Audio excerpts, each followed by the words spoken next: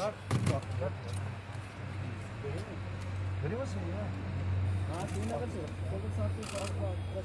Sir. Whoever is here, you talk to, na? You can't look for people. ANI is here. Sir, please start. Sir, please start. Meeting के बाद मैंने कोई भी press से बात नहीं की। मैंने प्रेस से इसलिए बात नहीं की कि मैं समझता हूँ कि पहले मुझे अपने पार्टी के लोगों से बात करनी चाहिए और जो अलायंस फॉर गुप्कार के मेंबर्स हैं उनसे भी बात करनी है। वज़ीर आज़म की मुलाकात जो थी वो बहुत अच्छी रही। सब पार्टीज ने अपने अपने ख्यालात उनके सामने रखे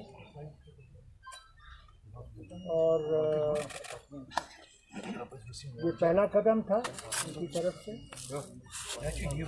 कि किसी के तरीके से जम्मू कश्मीर में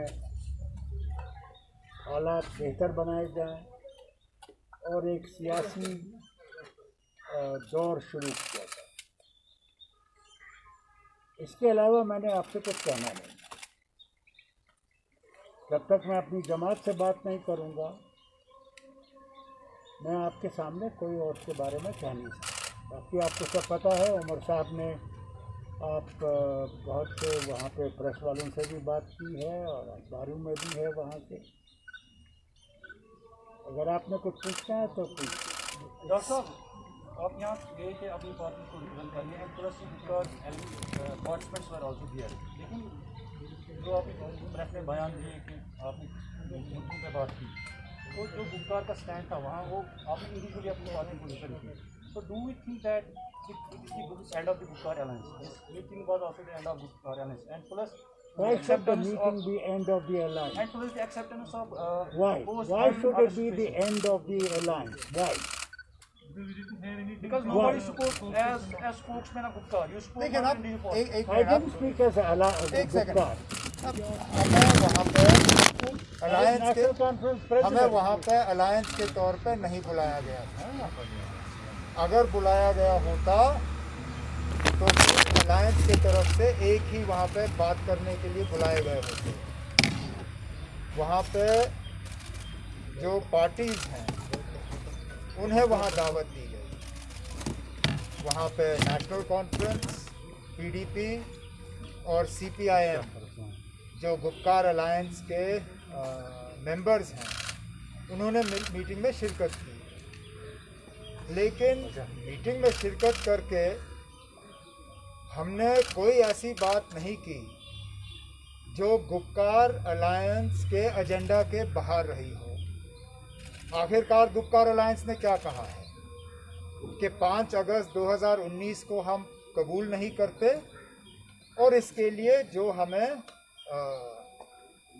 कॉन्स्टिट्यूशनली, पीसफुली, लीगली, पॉलिटिकली जो हमें करना होगा इसको अनडू करने के लिए वो हम करेंगे।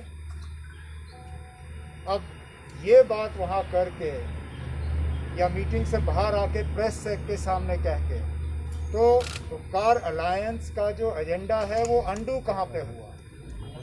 ना वहाँ जाके किसी ने भी वज़ीर आज़म से ये कहा कि ना अब 5 अगस्त मतलब हम में से जो गुप्कार अलायंस के मेंबर्स हैं वहाँ पे किसी ने तो ये नहीं कहा ना आपके पास 5 अगस्त को हम कबूल करते हैं, आगे बढ़िए। हमने कहा ना कि हम वहाँ लोग नाराज़ हैं, इस फैसले से खुश नहीं हैं, वो चाहते हैं कि तब्दीली हो। लेकिन अब हमें लोगों को धोखा भी नहीं देना है। हम अगर लोगों को ये कहें जनाब कि हम 5 अगस्त के फैसले का रिवर्सल जो है मोदी साहब से ही हासिल करेंगे, वो लोगों को धोखा होगा ना। जिन्होंने हमसे लिया, हम क्या लोगों को यही धोखा दें कि उन्हीं से हम वापस हासिल करेंगे? और साफ अल्फाजों में वज़ीर आज़म साहब के सामने न सिर्फ महबूबा मुफ्ती साहिबा ने, फारूक साहब ने भी ये कहा ना बीजेपी को 70 साल लगे अपना 370 को हटाने का एजेंडा कामयाब कराने में। हमें अगर 70 हफ्ते 70 महीने या जितना टाइम लगेगा, हम हम अपने मिशन से पीछे नहीं हटेंगे। तो साफ अल्फाजों में जो हमें कहना था कह दिया, और वज़ीर आज़म साहब ने सुना। और क्या चाहते हैं आप? Umar Saab, do we see the 70% of what Home Minister said in his press conference was about delimitation commission, and he insisted that this process should start. So after the meeting, do you think that now it is clear that as you participated in a meeting in Delhi, you will participate in the process of the delimitation? As far as the delimitation commission is concerned, the party has made it very clear. They have authorized Dr. Saab to take a view as and when necessary. There has been no fresh approach to the National Conference from the delimitation commission. As and when the delimitation commission makes an approach to the National Conference, Dr. Saab has been authorized by the party to take a view. And what will be that view? Now, why should we tell you here? We'll tell the delimitation commission. No?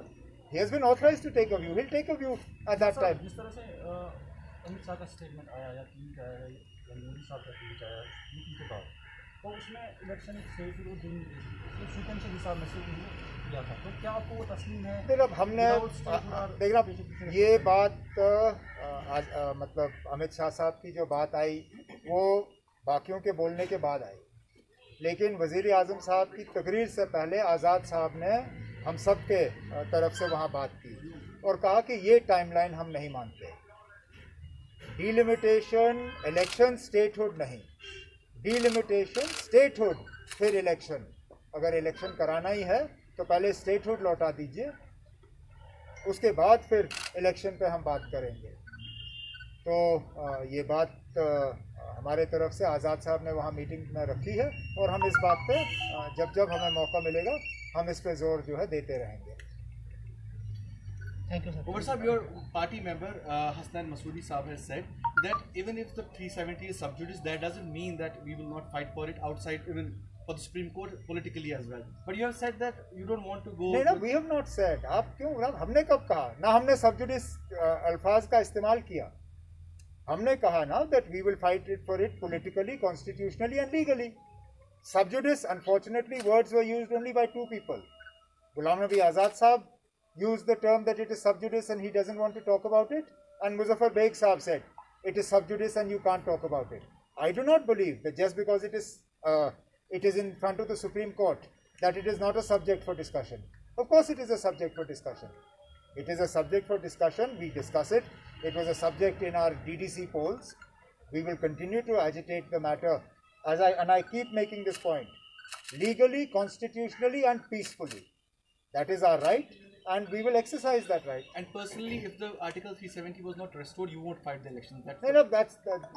मैं personally थोड़ी ना यहाँ बैठा हूँ, मैं party की तरफ से बैठा हूँ यहाँ। मैंने बार इस सवाल का जवाब दिया है। मेरा फिलहाल इलेक्शन लड़ने का कोई इरादा नहीं है। पार्टी का जो फैसला होगा वो अपनी जगह। अब आपको उससे क्या लेना देना? मैंने आपसे कहा ना, फिलहाल मुझे इलेक्शन लड़ने का कोई शौक नहीं है। Sir, one of the members is Mehdi Saab is very angry with the party. Have you consulted him or talked about him, or you want? He is almost. No, I'm not going to discuss individuals here. Thank you, sir. If there is something that is between us. Sir, do you think that by saying that Article 370 is sub judice, Muzaffar Beg and Azad Saab have kind of not have that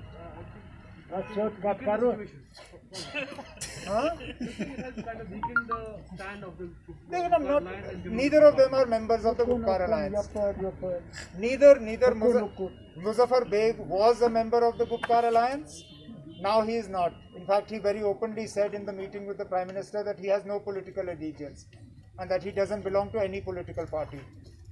Azad Saab belongs to the Congress party. They have their own view. But their view is not binding on us and it's not binding on the Gupkar Alliance. Just because the matter is in front of the Supreme Court, so many matters are in front of the Supreme Court. Does that mean we stop talking about them? For the longest time, Babri Masjid demolition was in front of the Supreme Court. Did the BJP stop talking about it? They continue to press their agenda on Ram Temple, and therefore, even if the matter is sub judice or in front of the Supreme Court, that does not stop us from stating our point of view, and we will continue to do that. Last one. सारा है, क्योंकि आप जो जम्मू कश्मीर वो आपने challenge किया supreme court में, तो all this things election statehood and follow after that वो उसी के दायरे में तमाम आते हैं। वो तो वैसे तो बहुत कुछ करेंगे और उसको कबूल नहीं करेंगे। Because you have challenged the entire. We have challenged the entire thing ना, but that doesn't mean we stop. मुझे बताइए ना, यहाँ के लोगों से आप बात करिए, अगर जम्मू कश्मीर की आवाम हमें ये कहती है कि ना जब तक सुप्रीम कोर्ट का फैसला नहीं आता है तब तक हमें कोई फर्क नहीं पड़ता, अगर अस्पताल का कामकाज रुक जाए, अगर कोई डीसी किसी आम कश्मीरी को गिरफ्तार करे, सिर्फ ये उसकी खता थी कि उसने कहा कि मैं लोकल अफसर से बात कर सकता हूँ, बाहर वाले मुझे समझते नहीं हैं, और उसके लिए जेल भरा गया उसको। जो सख्ती हो रही है, जो बार बार यहाँ लोगों को तंग किया जा रहा है, बंद किया जा रहा है, ये सब हो रहा है। यहाँ जो एक ब्यूरोक्रेटिक अनचेक्ड एडमिनिस्ट्रेशन है, अगर जम्मू कश्मीर के लोग ये पसंद करते हैं और कहते हैं ना हमें ये बिल्कुल ठीक है, ये ऐसा ही रहने दीजिए जब तक सुप्रीम कोर्ट का फैसला नहीं आता, हम हाथ ऊपर कर लेंगे ना। लेकिन अगर यहाँ के लोग राहत की सांस चाहते हैं, अगर यहाँ के लोग चाहते हैं कि फील्ड में अफसर वो हो जो उनकी बात कर सके, जो उनकी बात सुन सके, समझ सके, जो उनके बच्चों की तालीम की उनकी फिक्र हो, उनके सेहत की फिक्र हो, तो फिर मुझे लगता है कि गाड़ी दोनों पटरी पे चल सकती है। वो लड़ाई हम छोड़ेंगे नहीं, लेकिन जहाँ जहाँ हम लोगों को थोड़ी बहुत मुसीबत से निकाल सकते हैं, निकालना चाहिए ना। Dr. Sir, were you conveyed for when will the next meeting be, or when will the engagement, how will it go forward, any kind of Nothing is I'll fixed. tell you one honestly. No, don't do too much honesty. I